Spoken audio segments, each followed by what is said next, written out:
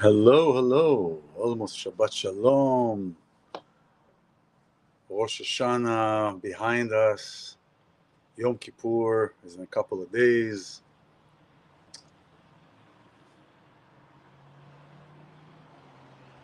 Yeah. Well, what days we are in? What energy flow? This energy shift. This past week, couple of weeks, we've been experiencing tremendous energetic shift in all kind of forms. Sleep, our body is adjusting in a different way, digestive system, tiredness, a lot of things. This is actually not only a personal shift, but this is a collective shift that we are going through. And not coincidentally, Jewish holidays are exactly during these times. So we went through Rosh Hashanah last week, the head of the year, where this is the time where humanity was created, and now we are before Yom Kippur. And Yom Kippur is the atonement day. But Kippur in English means, in Hebrew, means to be cleansed, to be cleaned. And and when there is no cleanliness within ourselves, then it spills on the outside as well. I want to start with a story. There's this guy that uh, that had tremendous debt. He had tremendous debt, and he didn't know what to do already. He was borrowing from friends and family and workers and everything. And he got really, really deep into debt, and he didn't know what to do. And one of his friends who lent him money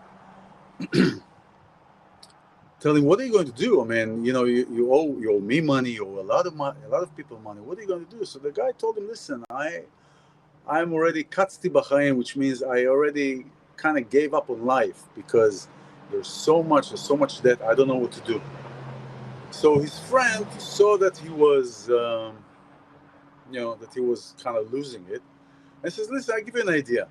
Anytime somebody comes to you with a bill of debt, just make yourself like you're going crazy. Jump on the tables, make noises, just go crazy. They'll see you're crazy. They'll say, we're not going to deal with you. We're just going to let it go." So soon enough, the same day, somebody comes to him with a bill of debt of $5,000. Says, "Hey, where's my money?" And this guy starts going crazy, starts screaming, making voices, jumping on the tables, doing flip flops, all this kind of thing. The debtor, he's going crazy. You know what? He tore the bill of debt, left it, went out. Comes another one. "What about my $10,000 you've borrowed?" Start going crazy, going on the tables, making noises, making faces, all this kind of thing. The debtor just tore it apart and tore the bill of debt apart and left. And so he saw it works. Within 2 months, he got rid of all his debt, right? Because he was going crazy. So this friend who lent him the money initially, after heard that, oh, this guy now is free of debt, I'll go to him. He comes to him after 2.5 months and he says, "Hey, how you doing? What about the money that you owe me?" So he started going, making noises, faces, going crazy. This guy slapped him on his face, telling him, "You're crazy? I taught you this trick.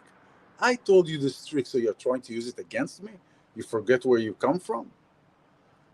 And this is really the theme of now. Why do we forget? Why do we forget? We were gifted. God gave us this gift. Really, it's a gift of forgetting. We're going through pain. We're going through emotional turmoil, separations, uh, pregnancy. Did you know that? When I heard that, it was not surprising because because after I heard that, it makes sense that pregnant women lose 8% of the memory that never comes back. They get pregnant again. Forget the pain. This is why also in sleep, when we go to sleep, there is an aspect of forgetfulness. And what is this forgetfulness? The forgetfulness is to start a clean slate, to kind of erase or subdue what we've been through until now and start again, start all over again. And so there is this aspect of forgetting, that when we forget many times, we forget where we come from. And in this portion Ha'azinu, this Torah portion, this is the last portion before Moses kind of goes out and passes away.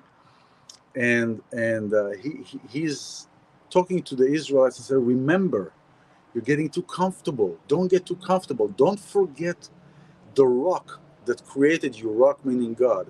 Don't forget the rock that created you. And how does it apply to our daily life?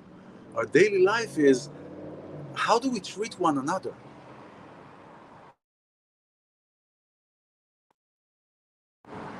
There we go. We're back again. Okay. How do we treat one another?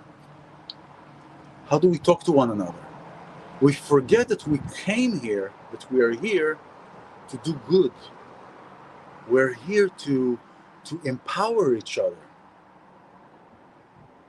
There is when I grew up, we didn't have, we had bicycles, but we didn't have these battery-operated bicycles. What we did have for light, what we did have was a device that was called dynamo. And dynamo was a device that was attached to the front of the wheel of the bike, that with my foot, you'd press that button, and then there was a device that had a little wheel on it, and it would snap onto the main wheel. And when I pedaled the bike, the wheel would turn, would generate energy, and will send the energy to the light bulb. Meaning the more I pedal, the more light I get.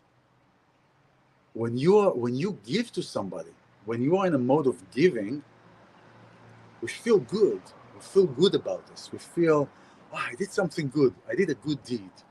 Some people like to talk about it, some people don't, but that's not the point. The point is that when we do good, we feel good about this. So we, in a way, are like dynamo. The more we give, the better we feel. And Yom Kippur is about this clean slate, this coming to this place of resetting. So how do we treat one another? How do we treat Earth? How do we treat Earth with dirt? I see so much dirt. Today I went to the grocery store, and there was a guy. I was standing in line. There were two people in front of me. One guy was at the cash register. He was done with his stuff. Instead of taking the cart to the exit to stack the cart, just, as you go out the grocery store, you stack the cart. He pushed the cart back into the store and just left it like that. Like, there is no awareness, Part of this is being aware, and when we are aware, we make a choice. Oh, how do we want to be? And when we forget, our awareness means nothing, because we still keep dirtying Earth. We still keep not taking responsibility and just pushing the car to somebody else. And so Yom Kippur, so the Atonement Day, Yom Kippur is about correcting and becoming aware and cleaning the slate and asking for forgiveness and being in forgiveness mode to the place, to God. God is also referred to as the place. But in relationship between people, Yom Kippur does not atone. Why? Because somebody got hurt, we did something that affected somebody. And it is about the other person forgiving, to the person who caused harm or caused pain. So Yom Kippur is between me and God, me and the place. Oh, I'm aware. Okay, you know what? I am. I'm not going to do this. I'm going to pick it up. I'm going to pick up my trash.